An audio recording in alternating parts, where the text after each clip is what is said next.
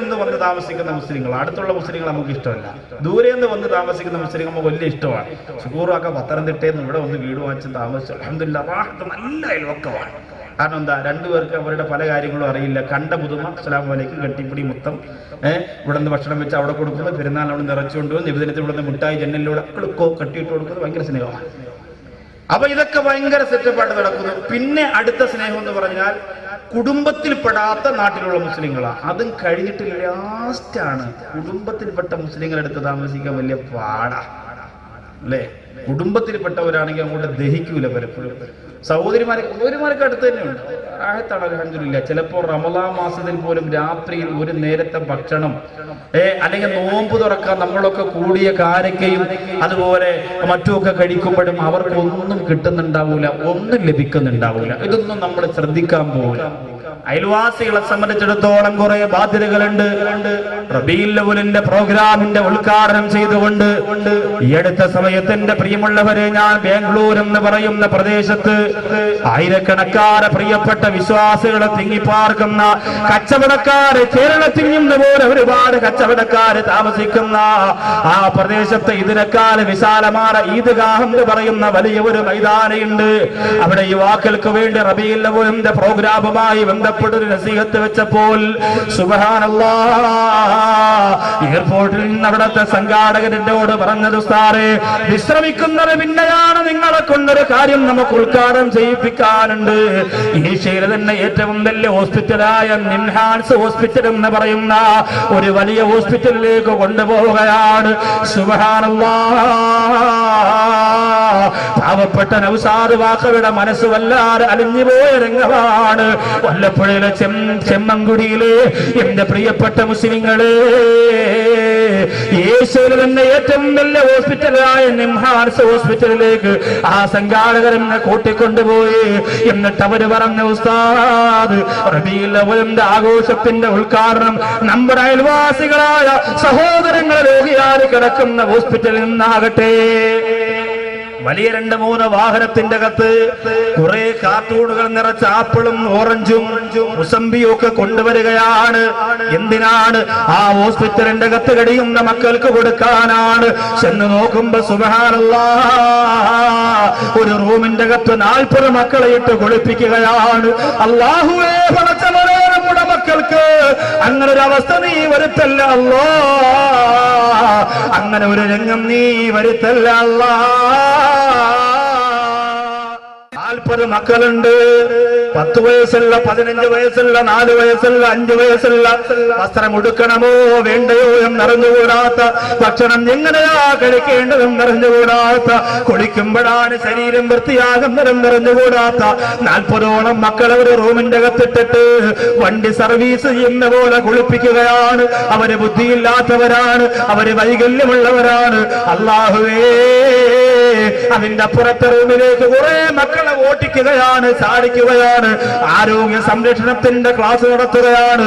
ബുദ്ധിയില്ലാത്തവരാണ് അവര്. ഞാൻ അവരുടെ മുമ്പിലൂടെ നടന്നു പോകുമ്പോ കൈ കൊണ്ട് ഇങ്ങനെ കാണിക്കുകയാണ്.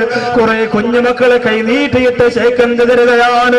ജനാലയിലൂടെ എന്റെ കൈ അങ്ങോട്ട് നീട്ടിക്കൊടുക്കുമ്പോ എത്രയോ പാവപ്പെട്ട സഹോദരങ്ങൾ വന്ന് കയ്യിലേക്ക് പിടിക്കുകയാ. അല്ലാഹുവേ, മൂക്കുകട്ട ഇങ്ങനെ മൂക്കിലൂടെ ഒലിച്ചുകൊണ്ടിരിക്കുകയാ. അതുപോലെ ശരീരം ഇങ്ങനെ പൊട്ടി ചീന്തലം ഒഴുകിക്കൊണ്ടിരിക്കുകയാ. കൊണ്ടുവന്ന കാർട്ടൂണിനകത്ത് ഫ്രൂട്ട്സ് ഇരിക്കുന്ന കണ്ടപ്പോ ആ മക്കൾ ഇങ്ങനെ കൈകാലിട്ടടിക്കുകയാണ്.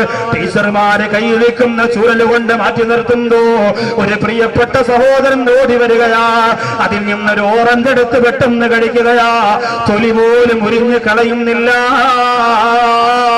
തൊലിയോടുകൂടി ഓറഞ്ച് കഴിക്കുന്ന കണ്ടപ്പോ സഹിക്കാൻ കഴിയുന്നില്ല. പ്രിയപ്പെട്ടവരെ, ആരോഗ്യമുള്ള ചുറുചുറുക്കുള്ള ഒരു ചെറുപ്പക്കാർ ആ പ്രിയപ്പെട്ട മക്കളുടെ മുന്നിലേക്ക് കടന്നു ചെന്നിട്ട് ആ ഓറഞ്ചിന്റെ തൊലി കളഞ്ഞിട്ട് അതിന്റെ ഇതളുകൊണ്ട് വാക്യകത്തേക്ക് വെച്ചു കൊടുക്കുകയാണ്.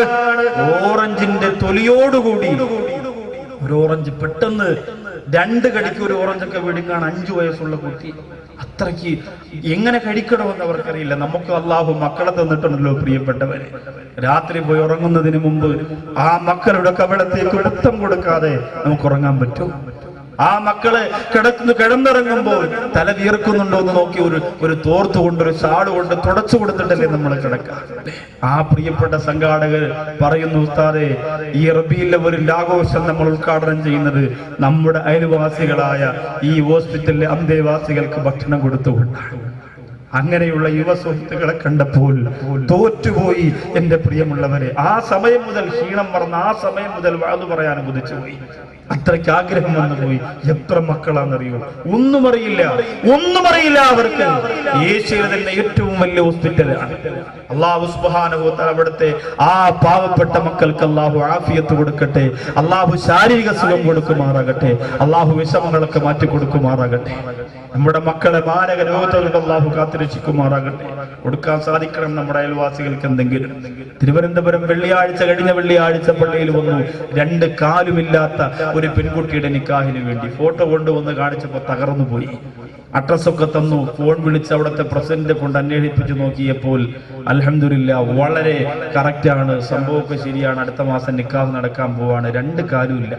തമിഴ്നാട്ടിൽ നിന്നൊരു സഹോദരന് ജീവിതം കൊടുക്കാൻ തീരുമാനിച്ചു. പക്ഷേ ഒരു നാണയത്തൊട്ട് പോലും ഉമ്മാടെ കയ്യിലെടുക്കാനില്ല. പള്ളിയുടെ മുമ്പ് വളരെ കാര്യമായിട്ട് തന്നെ പള്ളിയിൽ പറഞ്ഞു. അൽഹംദുലില്ലാഹ് ആ ഉമ്മ കരഞ്ഞുകൊണ്ട് പറഞ്ഞു, സാറേ ഒരിക്കലും മറക്കൂല, നിങ്ങൾ ഒരു വാക്ക് ഒരു പക്ഷേ പറഞ്ഞു, അതുകൊണ്ട് കിട്ടിയത് വലിയ സൗഭാഗ്യമാണെന്ന് പറഞ്ഞ് ഒരു കവർ നിറച്ച് പൈസയും കൊണ്ട് പള്ളിയുടെ മുമ്പിൽ നിന്ന് കണ്ണീരോടെ ഇറങ്ങിപ്പോകുമ്പോൾ അയൽവാസികളായ നമുക്ക് നമ്മുടെ അയൽവാസികളോട് ചില ബാധ്യതകളുണ്ട്. കല്യാണത്തിന്റെ അന്ന് അങ്ങോട്ട് ചെന്നിട്ട് 50 രൂപ ഒരു വലിയ പേപ്പറിൽ അങ്ങോട്ട് പൊതിഞ്ഞ് ബിസ്മില്ലാ എന്നും പറഞ്ഞു കൊടുത്ത് 500 രൂപയ്ക്ക് തിന്ന് കയറ്റിയിട്ട് വന്നാൽ പോരാ. അയൽവാസ ബന്ധത്തെക്കുറിച്ച് നമ്മൾ അറിയണം, അതിന്റെ വലിപ്പത്തെക്കുറിച്ച് നമുക്ക് മനസ്സിലാക്കാൻ സാധിക്കണം. എന്തെങ്കിലും ഒരു വിഷമമുണ്ടായാൽ, എന്തെങ്കിലും ഒരു പ്രശ്നമുണ്ടായാൽ അവൾ അനുഭവിക്കണം, അവൾക്കത് വേണം. അന്ന് ഞാനൊരു പ്രതിസന്ധി ഘട്ടത്തിൽ ചെന്നിട്ട് ഒരു CD വെച്ചപ്പോ തരാത്തോളാ എന്ന് പറഞ്ഞിട്ട് വീട്ടിന്റെ അകത്തിരുന്ന് അയൽവാസികൾക്ക് വേണ്ടി ശപിച്ചാ പോരാ. അള്ളാന്റെ റസൂല് പറയുകയാണ്, ഞാൻ മരണപ്പെട്ടു പോയാൽ എന്റെ സ്വത്ത് മക്കൾക്ക് കൊടുക്കാൻ അള്ളാഹു പറയുന്ന പോലെ അയൽവാസികൾക്കും കൊടുക്കാൻ പറയുമോ എന്ന് പേടിച്ചു തരത്തിൽ അയൽവാസ ബന്ധത്തെ കുറിച്ച് അല്ലാഹു എന്നോട് പറഞ്ഞു എന്ന് നബിയുനാ മുഹമ്മദ് മുസ്തഫ. അയൽവാസികൾക്ക് എന്റെ സ്വത്ത് കൊടുക്കാൻ പറയുമോ? ഞാൻ മരണപ്പെട്ടാൽ എന്റെ സ്വത്തിന്റെ ഭാഗം മക്കൾക്ക് കൊടുക്കുന്ന പോലെ കൊടുക്കാൻ പറയുമോ എന്ന് പേടിച്ചു പോകുന്ന തരത്തിൽ. ചില ചെറുപ്പക്കാർ പറയും, സാറേ നമുക്കങ്ങനെ അയൽവാസികളുമായിട്ടൊന്നും അൽഹംദുലില്ലാഹ് ഒരു പിണക്കുമില്ല, നമുക്ക് ഏറ്റവും അധികം കമ്പനി അപ്പുറത്തെ താത്തായുമായിട്ടാണ്, വളരെ ആഹത്താണ്. മിസ്കോൾ അടിയുണ്ട്, മെസ്സേജ് അയപ്പുണ്ട്, ഭയങ്കര സ്നേഹമാണ്. നബിദിനം വായിക്കഴിഞ്ഞാൽ ആദ്യം താത്താടെ മൊബൈലിൽ ചെല്ലുന്നത് എന്റെ മെസ്സേജാണ്. അതിൽ കുറച്ചുള്ള സ്നേഹമാണ് ഈ പറയുന്നത്. നിങ്ങൾ ഈ രീതിയിൽ അതിനെ കാണരുത്. അള്ളാന്റെ റസൂല് പറഞ്ഞ സ്നേഹത്തെ ഈ കാലഘട്ടത്തിൽ ഫേസ്ബുക്കിന്റെ കുത്ത് കാണാൻ പറ്റുമോ? കുത്ത് അങ്ങനെ അയച്ചു കൊടുക്കുന്ന മെസ്സേജ് അല്ല അല്ലേ? അടിയിൽ ഇങ്ങനെ എഴുതും, ഞാനിവിടെ വല്ലപ്പുഴയിലുള്ളതാ. അപ്പൊ തിരിച്ചവൻ ചോദിക്കും, വല്ലപ്പുഴയിലോ? VALLAPU ഇങ്ങനെ എഴുതിയിട്ട് ZHAU വല്ലപ്പുഴയിലോ ഉണ്ട്. ഒറ്റ കുത്ത് അവസാനം. വല്ലപ്പുഴയിലോ?